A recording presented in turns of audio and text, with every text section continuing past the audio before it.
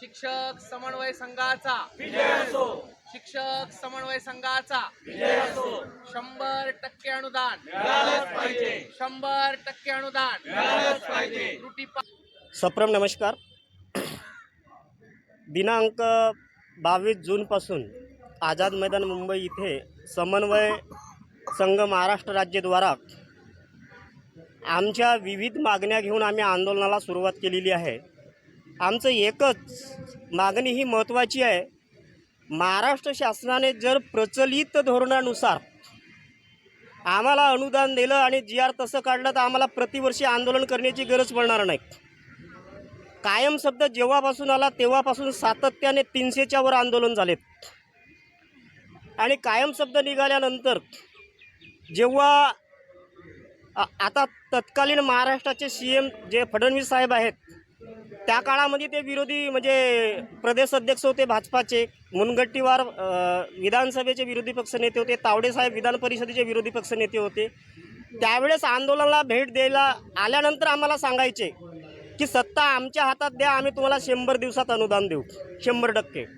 पण जेव्हा 2014ला फडणवीस साहेबाच्या हातात सत्ता आल्यानंतर त्यांनी सरसकट म्हणजे प्रचलित धोरणानुसार अनुदान द्यायला पाहिजे होतं. पण झालं काय, फडणवीस साहेबांनी 2016ला प्रचलित अनुदानाचं धोरण रद्द केलं आणि मग तावडे साहेब शिक्षण मंत्री असताना सरसकट शब्द आलं. 2016ला पहिल्यांदा 20चा टप्पा दिला गेला आणि त्याच्यानंतर त्यांच्या मर्जीनुसार मग हे टप्पे दिले गेले. वेळोवेळी आंदोलने झालेत. मागच्या वर्षीसुद्धा इथे आझाद मैदानला सर्व शिक्षक पदवीधर आमदार आणि महाराष्ट्र राज्यातील म्हणजे जवळपास 20,000 शिक्षक उपस्थित होते. तेव्हा महाराष्ट्र राज्याचे जलसंपदा मंत्री माननीय नामदार गिरीश महाजन साहेब इथं आलेत महाराष्ट्र शासनाचे प्रतिनिधी म्हणून आणि त्यांनी सर्वांच्या समक्ष सांगितलं की याच्यानंतर तुम्हाला आंदोलन करावे लागणार नाही, शिक्षकांना ही वेळच येणार नाही, आम्ही GR तशा पद्धतीने काढू.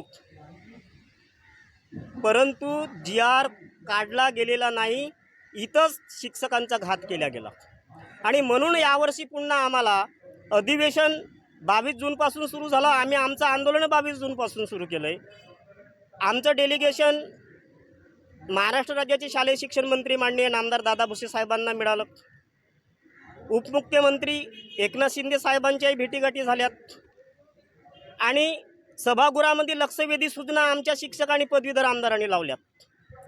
बैठक लावू अधिवेशनाच्या पूर्वी फक्त आम्हाला असं आश्वासन मिळतो आहे, पण अधिवेशन संपल्यानंतर बैठक लागून त्याचा काही अर्थ होणार नाही. यांच्यामध्ये जर प्रामाणिकपणा असता तर आम्हाला आंदोलन न लावता प्रस्ताव सादर करून पुरवणी मागण्यात आम्हाला अनुदान मंजूर केलं गेलं असतं.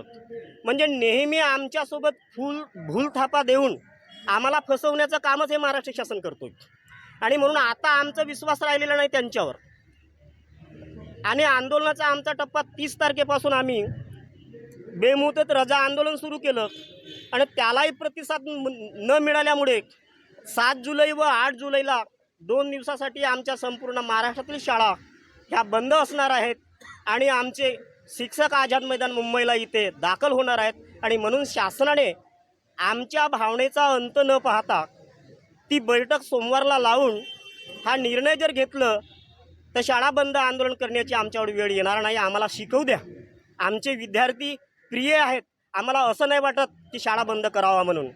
परंतु या 2 दिवसाची जी शाळा बंदची हाक दिली समन्वय संघाने, निश्चितपणे शाळा बंद राहतील, पण सुट्टीच्या दिवशी विद्यार्थ्यांची जी भरपाई आहे अतिरिक्त तास घेऊन आमचे शिक्षक बांधव करणार आणि आम्ही करतो नेहमीच, याच्यात काही दुमत नाही. आणि म्हणून हा सरकारला इशारा आहे आमचा. आता आमचं आंदोलन जे लागलं शिक्षक समन्वय संघाचं, तर यामध्ये सरकारने सरसकट हा शब्द काढायला पाहिजे आणि त्रुटी भारतात ज्या शाळा आहे त्यांना न्याय मिळाला पाहिजे आणि शेवटच्या वर्गाची जी पटसंख्या आहे ती शेवटच्या वर्गाची पटसंख्या अट रद्द करून त्यांनासुद्धा काही न्याय मिळून त्यांनासुद्धा अनुदान मिळालं पाहिजे आणि 20% 40% जे आदेश रद्द केले आहे त्यांनासुद्धा काही अनुदान मिळालं पाहिजे. निष्पक्ष बातम्या, नवा दृष्टिकोन, युवा स्तंभ न्यूज नेटवर्क.